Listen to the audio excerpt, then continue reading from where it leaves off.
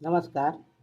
विज्ञान धर्म विश्वमंडळातर्फे वासुदेवानंद सरस्वती विरचित दत्तस्तव स्तोत्रातील पुढील श्लोक आज प्रसारित होत आहे. यन्नामस्मरणात् दैन्यं पापं तापश्च नश्यति भीतिग्रहार्थ दुःस्वप्नं दत्तात्रेयं नमामि तम्.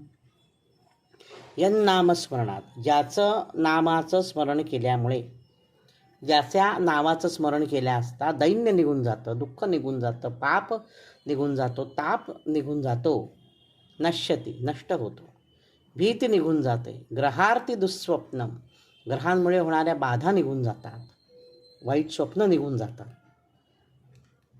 अशा दत्तात्रेयांना मी नमस्कार करतो.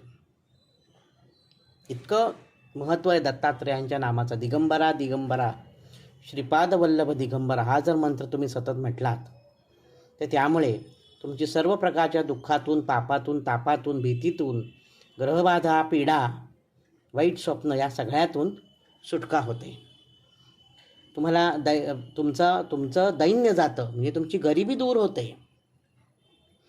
गुरुचरित्र अध्याय 18 त्याच्यामध्ये ब्राह्मणाचं दारिद्र्य घालवलेलं आहे श्री गुरूंनी. आपल्याला ती गोष्ट कदाचित माहिती असेलही. पंचगंगा संगमाजवळ अमरपूर नावाचं गाव होतं. तिथे श्री गुरु म्हणजेच नृसिंह सरस्वती म्हणजेच भगवान दत्तात्रेय भिक्षा मागण्यासाठी जात असत. त्या घरामध्ये एक वेदाभ्यासी गरीब ब्राह्मण होता. तो त्याच्या सुशील पत्नीबरोबर राहत होता. त्यांच्या अंगणामध्ये घेवड्याचा बेल होता. काही वेळेला भिक्षा मिळाली नाही तर त्या घेवड्याच्या शेंगांवर त्यांच्या दोघांची गुजराण होत असे.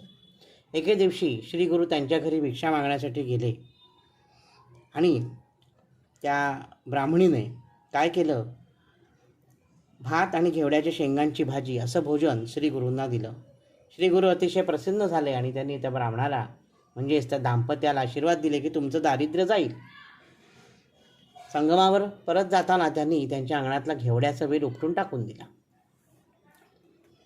सद्गुरूंनी त्या घेवड्याच्या वेलाचा उच्छेद केला पाहून त्या ब्राह्मणीला अतिशय दुःख झालं आणि ती श्री गुरूंना बोल लावू लागले की अरे, आम्ही तुम्हाला एवढं आदरादित्य केलं, आम्ही तुम्हाला भोजन दिलं, तुम्ही आम्हाला आशीर्वाद दिलात आणि जाताना तुम्ही आमचं जे मूळ स्रोत आहे उदरनिर्वाहाचा तोच काढून नेलात.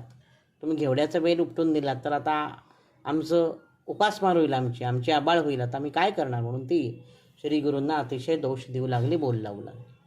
तो ब्राह्मण मात्र तिला समजावत म्हणाला की अगं असं नाही, आपलं नशीब असतं, आपलं प्रारब्ध आहे, सर्व काही त्या महादेवाच्या हातात येते, तू काळजी करू नकोस, होईल काहीतरी आपलं. श्री गुरूंनी आशीर्वाद दिला आहे. तरी ती ब्राह्मणी काही ऐकायला तयार नाही. तिचंही बोल लावणं चालूच होतं. उपटलेला सगळा वेळ एकत्र केला त्या ब्राह्मणाने आणि नदीत विसर्जन केला. घरी येऊन त्याने विचार केला आता वेल तर गेला, मुळं काय कामाची, म्हणून मुळं ही आपण उपटून टाकू. म्हणून त्यांनी जमीन खाणायला सुरुवात केली. थोडं खोलवर गेलं तर खण खण ठाण ठाण आवाज यायला लागला. कुदळ फावडं मारल्या. त्याने पाहिलं तर त्याला एक मोठा हंडा दिसला. त्या हंड्याचं झाकण उघडल्यावर त्याच्यात भरपूर द्रव्य त्याला आढळून आलं. हे पाहून तो अतिशय आश्चर्यचकित झाला. त्याने आपल्या पत्नीला हे दाखवलं. दोघेही श्री गुरूंच्या दर्शनाला पुन्हा एकदा संगमावर गेले. तेव्हा श्री गुरु त्यांना म्हणाले तुमच्या नशिबात होतं ते तुम्हाला मिळालं. तुमचं दारिद्र्य आता कायमचं दूर झालेलं आहे. फक्त या गोष्टीची वाच्यता कोणी कुठे करू नका. जर तुम्ही बोललात तर तुम्हाला मिळालेले हे द्रव्य निघून जाईल, तुमच्या घरातील लक्ष्मी निघून जाईल, तर तुमच्या वंशामध्ये अखंड लक्ष्मी नांदेल असा माझा आशीर्वाद आहे. हे ऐकून ते दाम्पत्य धन्य झालं आणि श्री गुरूंचा निरोप घेऊन घरी परतलं. म्हणजे ह्या श्लोकात जे वर्णन केलेलं आहे की दैन्य, पाप, ताप सगळ्याचा नाश होतो, तर ते अशा पद्धतीने आपल्याला गुरुचरित्राच्या अध्यायातसुद्धा वाचायला मिळतं. आजच्या भागात इथेच थांबतो. नवनवीन माहितीपूर्ण व्हिडिओ पाहण्यासाठी, ऐकण्यासाठी वैभव दातार ऑफिशियल हा माझा यूट्यूब चॅनल जरूर आणि जरूर सबस्क्राईब करा. धन्यवाद. अवधूत चिंतन श्री गुरुदेव दत्त.